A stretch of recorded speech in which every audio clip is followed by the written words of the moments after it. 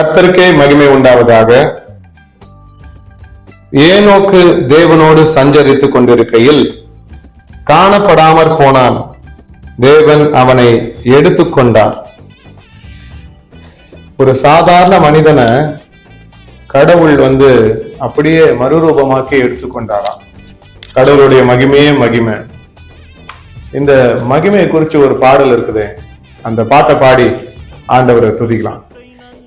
மகிமையின் மேல் மகிமை என்னை மறுரூபமாக்கும் மகிமை, மகிமையின் மேல் மகிமை என்னை மறுரூபமாக்கும் மகிமை, எந்தன் வாழ்வை மாற்றிடும் மாறாத உந்தன் மகிமை, எந்தன் வாழ்வை மாற்றிடும் மாறாத உந்தன் மகிமை, எந்தன் வாழ்வை மாற்றிடும் மாறாத உந்தன் மகிமை.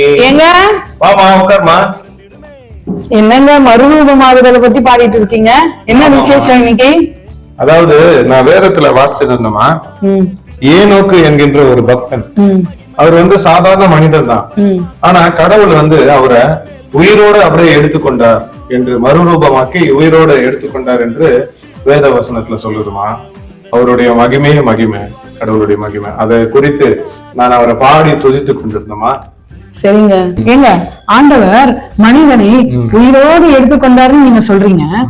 அதே போல நிறைய தேவ மனிதர்கள் எடுத்துக்கொண்டாரா வேதாகமத்துல? நிறைய தேவ மனிதர்கள்லமா. இன்னொரு தேவ மனிதர், அவர் தீர்க்கதரிசி, எலியா தீர்க்கதரிசி. அவரை உயிரோட எடுத்துக்கொண்டார் என்று நம்ம வேத வசனத்துல நம்ம வாசிக்கிறோம். அதே போலதான் இயேசு கிறிஸ்து இரண்டாம் வருகையில வரும்போது அவர் அவருக்கு பிரியமானவங்களை மறுரூபமாக்கி அவருடைய ரகசிய வருகையிலே எடுத்துக்கொள்வார் என்று வேத வசனம் சொல்லுகிறது. அதனால அவர் திருடனை போல வருவார் என்று, அதற்காக நம்ம என்ன பண்ணோம்? எப்பவுமே ஆண்டவரோட நாம இசைந்திருந்து, அவருடைய வார்த்தையில நிலைத்திருந்து, அவரிலே நிலைத்திருந்து, நாம் எப்பவுமே அவருக்காக ஆயத்தத்தோடு நாம காத்து கொண்டிருந்தோம் என்றால் நாமும் மறுரூபமாக்கப்பட்டு அவரோடு சேர்க்கப்படுவோம். இவ்வளவு விஷயம் இருக்குதான். ஆமாமா, மறுரூபமாவதுக்கு. அப்ப நம்ம எப்பவுமே ஜாக்கிரதையா விழித்திருந்து ஆண்டவரோடு சஞ்சரித்துக் கொண்டிருக்கணும் போல இருக்கு. ஆமாமா, விழித்திருந்து சஞ்சரிக்கணும், ஜெபிக்கணும். விழித்திருந்து ஜெபிங்கள் என்று ஆண்டவர் சொல்றாரு. அதனால அவர் எப்ப வருவார்னா திருடனை போல வருவார் என்று. அதற்காக நம்ம என்ன பண்ணோம்? எப்பவுமே ஆண்டவரோட நாம இசைந்திருந்து, அவருடைய வார்த்தையில நிலைத்திருந்து, அவரிலே நிலைத்திருந்து, நாம் எப்பவுமே அவருக்காக ஆயத்தத்தோடு நாம காத்து கொண்டிருந்தோம் என்றால் நாமும் மறுரூபமாக்கப்பட்டு அவரோடு சேர்க்கப்படுவோம். இவ்வளவு விஷயம் இருக்குதான். ஆமாமா, மறுரூபமாவதுக்கு.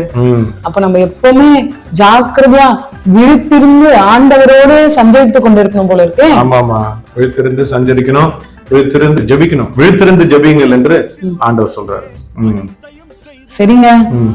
எங்க ஏதோ இன்னைக்கு புதிய நாள் தொடங்கிடுச்சு. பிப்ரவரி 1ஆம் தேதி. இந்த வருஷம் தொடங்கி ஒரு மாதம் முடிஞ்சிருச்சு. இது புதிய நாளா தொடங்கிடுச்சு. புதிய மாதமும் தொடங்கிடுச்சு. ஆண்டவர் பாருங்களேன் எவ்வளவு கிருபையாய் நம்மளை வழி நடத்தி இருக்கிறாரு. ஒரு மாதம் முழுவதுமாக நம்மளுக்கு உணவு கொடுத்து, இருப்பிடம் கொடுத்து, போட்டுக்க உடையை கொடுத்து நம்மளை எப்படி வழி நடத்தி இருக்காருல. நம்முடைய தேவன் மகா பெரிய தேவன், மகா அன்புள்ள தேவன், நம்மை அரவணைக்கும் தேவன், பாதுகாக்கும் தேவன், பராமரிக்கும் தேவன், ஒரு நல்ல தெய்வமா இருக்கிறார். சரிம்மா, நீ விடுக்கதெல்லாம் கேட்கறல, நம்மளும் வியூவர்ஸ்க்கு கேட்கிறோம். அவங்களும் அதுல பதில் சொன்னவர்கள் இருக்கிறார்கள். நம்ம பதில் சொல்றவங்களுக்கு பரிசு கொடுப்போம்னு சொல்லிட்டு நம்ம சொல்லியிருக்கிறோம். சரி, யாரு அந்த அதிர்ஷ்டசாலி? கமெண்ட்ல ஆன்சர் பண்ணவங்களுக்கு தானே நம்ம கொடுக்க முடியும். ஆமா, சரி. அதுல ஒருத்தவங்க கரெக்டா ஆன்சர் பண்ணிருக்காங்க. யாருமா அவங்க? அவங்க பேர் எப்சிபா. சரி, எப்சிபா அவர்கள், நீங்கள் பரிசை வென்றிருக்கிறீர்கள். ஆகையினாலே உங்களை தேடி இந்த பரிசு வரும். கர்த்தர் உங்களை மேன்மேலும் ஆசீர்வதிப்பார்.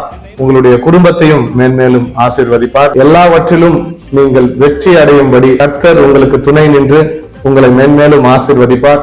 இன்னும் தொடர்ந்து நீங்கள் இந்த யூடியூப் சேனலை பாருங்க. இன்னும் இந்த விடுகதைகள்லாம் கேளுங்க.